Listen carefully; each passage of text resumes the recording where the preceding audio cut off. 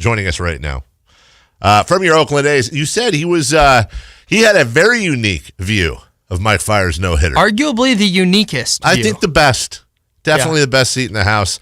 It's Josh Phegley. Josh, it's Dave, Kyle, and Jay. Thank you for joining us on an early game day. How are you? I'm doing all right. How are you guys? We're doing great. We're doing very good. When I heard you were coming on, we did a thing yesterday. We were talking about Mike's no-no. And the question was, as a fan, when do you start to, because there was that delay, when do you start to think about a no-hitter? Well, here's one. As a catcher, as a guy who's looking at every single pitch, what inning did you start to think, oh, okay, this might be a thing here?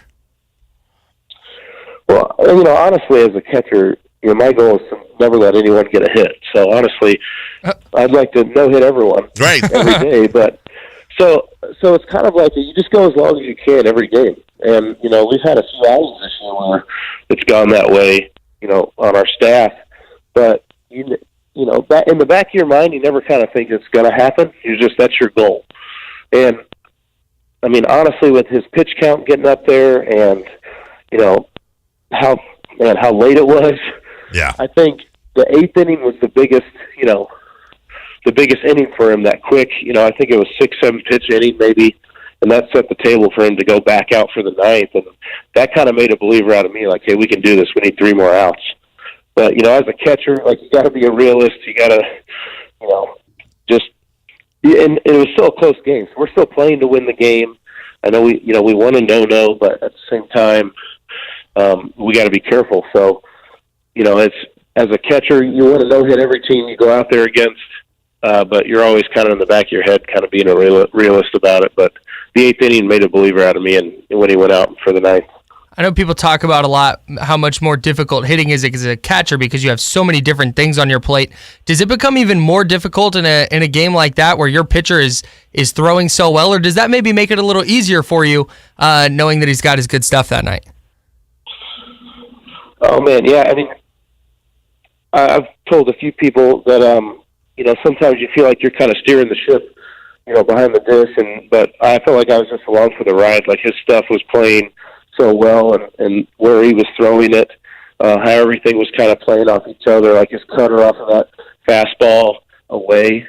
And I think that set up everything, that fastball away in that corner to the righties. Then his changeup when he needed it to the lefties. It was a lot of fun, sometimes it's like playing a video game and just kind of calling whatever you want and the guy executing it. So that was a lot of fun.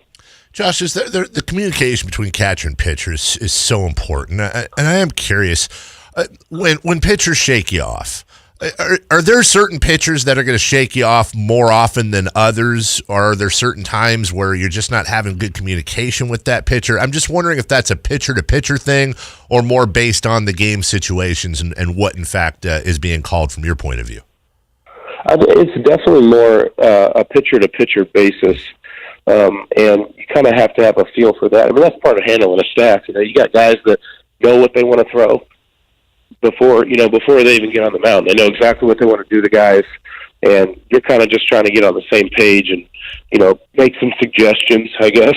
Right. And then there's other guys that just have lights out stuff and just kind of rely on you to kind of tell them what to throw, and Mike, for the most part, we'll get on the same page, but it's kind of like me trying to get on his page. He knows what he wants to do. He's a veteran guy. He knows how his balls play. Like he just, he knows what he wants to throw. So I'm kind of thrown down. He did shake quite a bit, but that's because he knows his game better than anyone. Sure. And that's one of the tough things about being a catcher. Knowing which guys need you to steer them and which guys don't. Talking with Josh Phegley, A's catcher. Josh, I could sit here and talk pitching and catching all day. It's one of my favorite aspects of the game, but I want to talk about hitting with you a little bit because you've been raking this year, and as a result, you've gotten more at-bats. How much easier is it for you as a hitter knowing that you're probably going to be in the lineup when you show up to the ballpark, and how much have you benefited from getting regular ABs? It's a lot easier knowing that you're going to be in there. And I think one of the toughest parts, and I've had this role for a while, being the backup, and you're kind of living on, that previous game. Like, did I get a hit? Did I not get a hit? And if I didn't, well, I got to sit on that for 4 days and try to figure something out for the next time, because, I didn't get a hit, in that no, but I knew, I'd probably be in the lineup the next day or at least today. You kind of have that reassurance of like, hey, we'll get him tomorrow. We'll try again.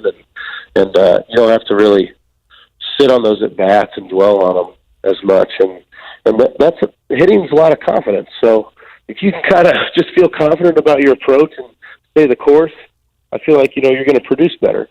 And that's just the way it is.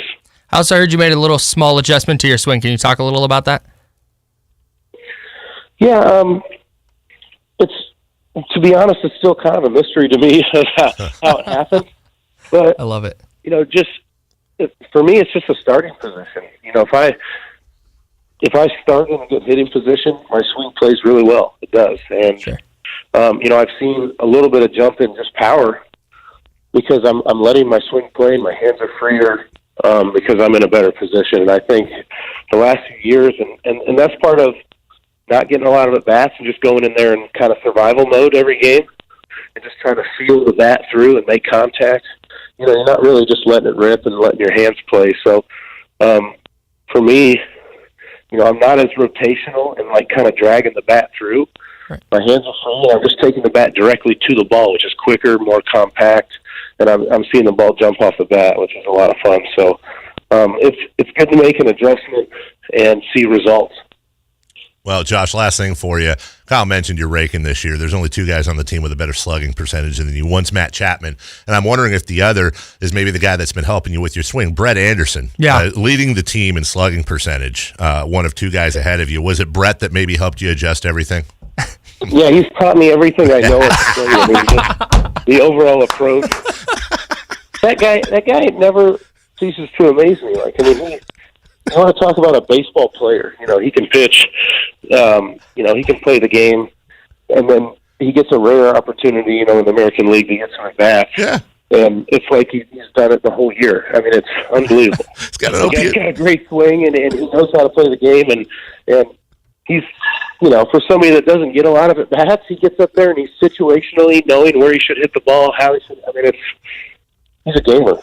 I have one final thing for you. I noticed in your post-game press conference with Mike Fiers, you guys were wearing some Super Smash Brothers hats. Ooh. Can you please elaborate?